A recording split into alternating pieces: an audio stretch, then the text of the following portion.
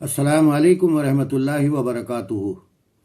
उम्मीद करता हूँ इंशाअल्लाह सुम्मा इंशाअल्लाह आप सभी बाखैर होंगे। दुआ है अल्लाह रब्बुल आलमीन आप सभी को ताहयात अपनी हिफ्ज़ व आमान में रखे, आमीन सुम्मा आमीन। अभी अभी एक मेरे हनफी भाई का फ़ोन आया है और वो ये कह रहे हैं कि हदीसों से साबित करो रफ़ुल दैन कहाँ है। तो इंशाअल्लाह मैं हदीसें बयान कर रहा हूँ रिफरेंस और दलील के साथ में। पहले बता दूँ रफ़ुल दैन क्या है। जो नबी करीम सल्लल्लाहु ताला अलैहि वसल्लम, सहाबा इकराम, खुलफाए राशिदीन, सल्फ़ सालिहीन और ख़ुसूसी तौर से जो नबी का तरीक़ा था इसी को फॉलो करते थे। और ख़ुद नबी करीम सल्लल्लाहु ताला अलैहि वसल्लम का इरशाद है कि नमाज ऐसे पढ़ो जैसे मुझे पढ़ते हुए देखते हो। अब ये हमारे बहुत से भाई नए सोच रहे हैं रफ़ुल दैन क्या है। रफ़ुल दैन एक तो वह है जब नमाज के लिए हम खड़े होते हैं तो तकबीर तहरीमा अल्लाहु अकबर कह करके हाथ बांधते हैं। दूसरे रफ़ुल दैन रुकू में जाने से पहले दोनों हाथ मोंढों तक या कानों की लोह तक उठाना और उसके बाद रुकू से खड़े होने के बाद जब समी अल्लाहु लिमन हमीदा रब्बना लकल हम्द हमदन कसीरन तय्यबन मुबारकन फीही कह ले तो रफ़ुल दैन करते हुए फिर सजदे में जाना है। और तीसरा एक और रफ़ुल दैन कब है, जब हम 2 रकात के बाद तीसरी रकात के लिए खड़े होते हैं तब रफ़ुल दैन करना है।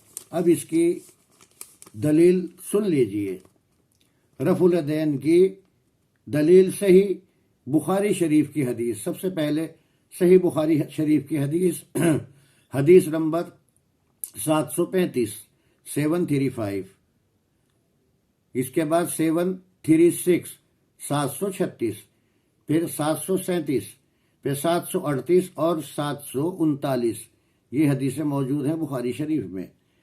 सही मुस्लिम शरीफ की हदीसें हैं 700 हदीस नंबर 761, 762, 764, 765 और 768 और 796।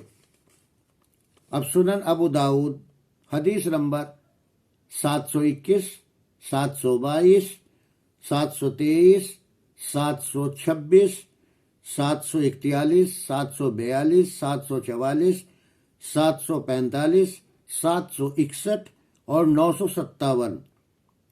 अब इसके बाद आता है सुनन तिरमिजी हदीस नंबर, रफ़ुल दैन के बारे में बात हो रही है, हदीस नंबर 255, 256, 304, 3433 और सुनन नसाई हदीस नंबर 1064 और 1068 और 1094 और 1190। अब सुनन इब्न माजा हदीस नंबर 858, 859, 886, 863, 864, 866, 867, 868, 869 और 1061।